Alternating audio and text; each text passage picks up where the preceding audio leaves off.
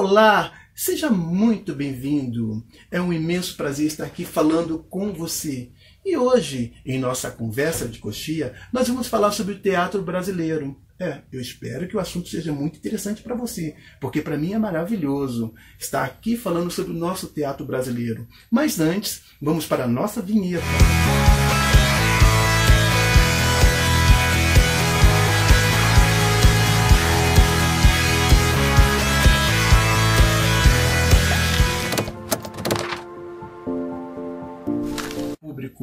No século XX, os artistas se organizam e essa organização ela cria associações de classe.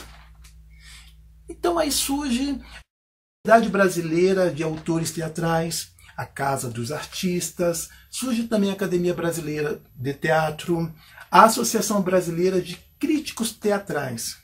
A partir do século XX, o teatro ele se consagra e consegue sobreviver até mesmo à ditadura militar de 1937 e o golpe militar em 64.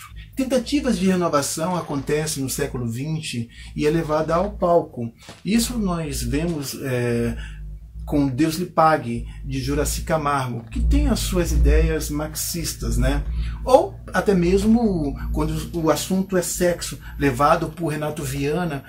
Também tem o Viana. Viana, ele leva para o palco um assunto tabu na época, que é o divórcio. E dessa maneira vão tentando encontrar uma nova linguagem para o teatro, porque no século XX há essa abertura. Uma iniciativa pioneira e digna de registro é de Flávio de Carvalho. É verdade, cara. Ele coloca no teatro uma peça chamada O Baile do Deus Morto. E essa peça deu um rebuliço na época que foi caso de polícia. Muitos acharam que a peça era um atentado à moral e também à religião. Bom, com o fechamento do teatro na sua terceira apresentação, Flávio deixou aí uma semente que mais tarde ia germinar. E isso aconteceu com o Rei da Vela, de Oswald de Andrade. No Estado Novo, ditadura militar, liderada por Getúlio Vargas, onde acontece dos fatos mais importantes do teatro. No Rio de Janeiro, um grupo amador, formado por profissionais liberais, eles sobem ao palco sob a liderança de Brutus Pereira e Santa Rosa, dirigido pelo grande Zembinski, com a peça Vestido de Noiva de Nelson Rodrigues. Peça essa que levantou o público do Teatro Municipal no Rio de Janeiro, onde aplaudiram por muito tempo. Não tem como não falar desse cara, Ariano Suassuna. O Ariano, ele escreveu uma grande obra, que é um clássico, que é o Alto da Compadecida. Ele, inteligentemente, ele soube misturar nessa obra elementos do barroco católico, como a cultura popular, o cordel e também a comédia. Então isso é de uma inteligência extraordinária e que não dá para passar batido. Ou seja, Ariano, para nós, é um grande autor brasileiro, um clássico. O Teatro Brasileiro de Comédia foi inaugurado em 1948 por iniciativa de um industrial italiano chamado Franco Zampari e com apoio financeiro de toda a sociedade e elite paulistana. Um espaço de muita importância para o teatro nacional e principalmente paulistano.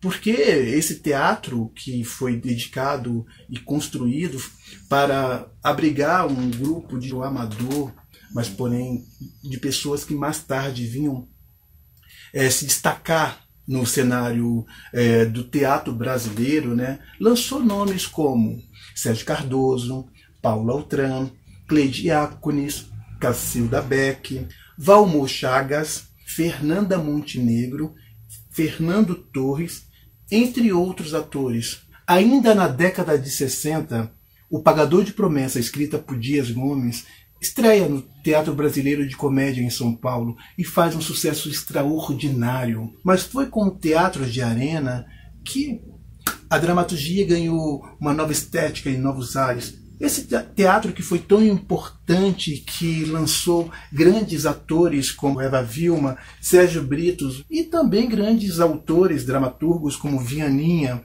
Roberto Freire, Guarnieri, Benedito Rui Barbosa, esses grandes autores e atores que transformaram o teatro de arena no grande laboratório de interpretação e de experimentação, coisa que é importante por sua característica nacionalista e muito importante na história do teatro. Desde o início de sua carreira no teatro de arena, Boal ele tinha um modo de pensar muito voltado para o Brasil. Ele queria um teatro muito mais próximo da nossa realidade, por isso surge o teatro do oprimido, né, onde a sua linguagem traduz exatamente o pensar do povo na sua maneira de sentir, pensar e falar. Seguindo o exemplo do teatro de arena, agora um grupo de estudantes de direito da USP, né, que é a Universidade de São Paulo, eles se unem e fundam o Teatro Oficina.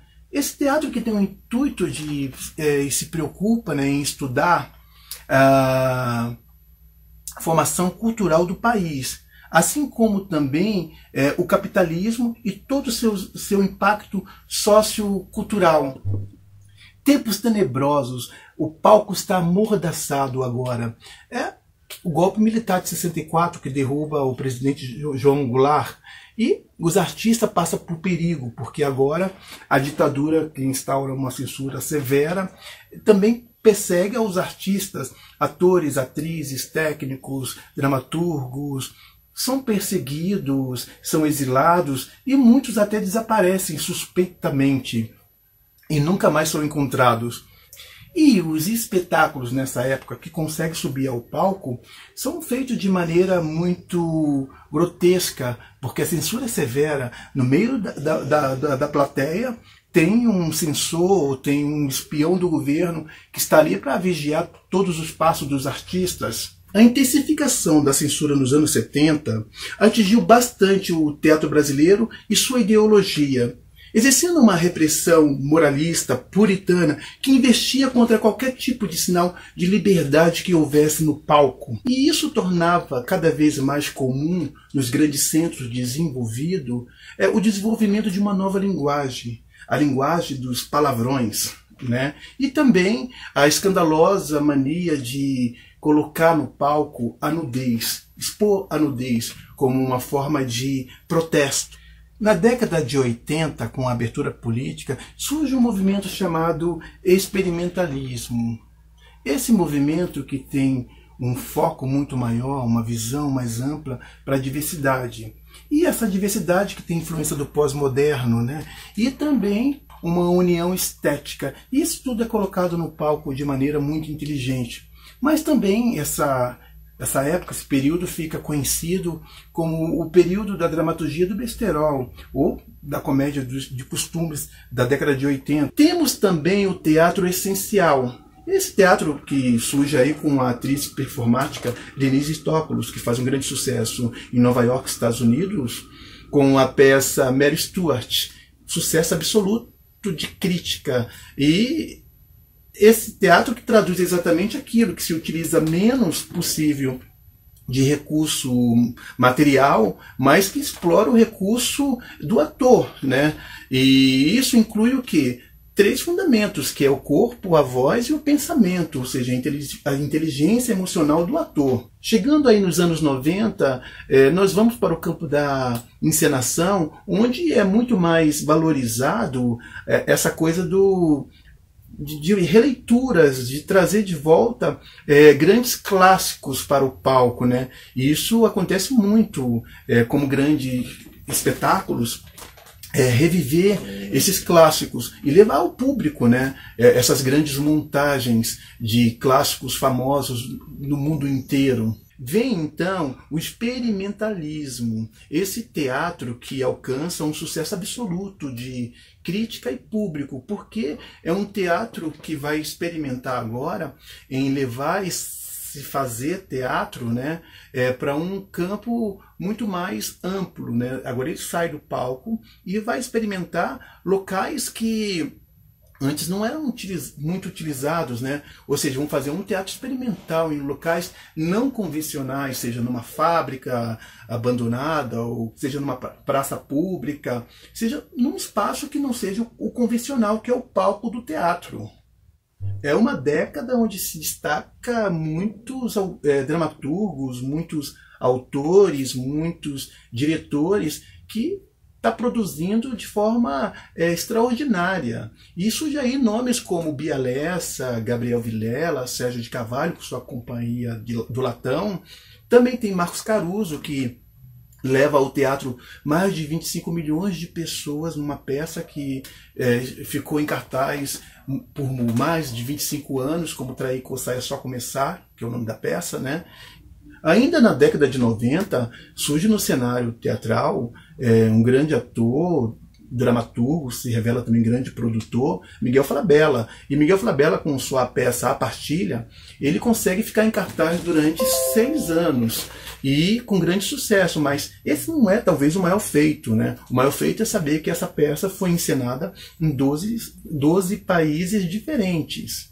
E também há uma grande abertura nesse período, nessa década, para os grandes clássicos musicais, né? Então os musicais são trazidos ao Brasil, assim como também grandes óperas, né? E isso é muito importante porque não havia essa montagem, ou não se acreditava que o público brasileiro fosse capaz de abraçar esse tipo de espetáculo, que é um musical muito mais comum nos Estados Unidos, né, e a ópera na Europa. Então agora o Brasil está aberto para receber esses novos gêneros, não que sejam novos, né, mas que para nós não havia, pelo custo, pela dificuldade que se havia, e pelo alto preço também, né? E agora a nossa sociedade consegue, de uma certa forma, ver e apreciar esses tipos de espetáculos. Bom, a nossa conversa de coxia está chegando ao final. Eu espero que vocês tenham aprendido, tenham gostado. Me desculpem se ficou alguma coisa de fora. O assunto é muito extenso e não dá para se aprofundar num só programa. Mas eu espero, numa próxima oportunidade, a gente retome esse assunto. Eu fico muito feliz por poder estar agora aqui falando com vocês sobre o nosso teatro, o teatro brasileiro. E vamos ficando por aqui. Aguardo vocês no próximo programa. Muita paz, muita saúde, muito sucesso.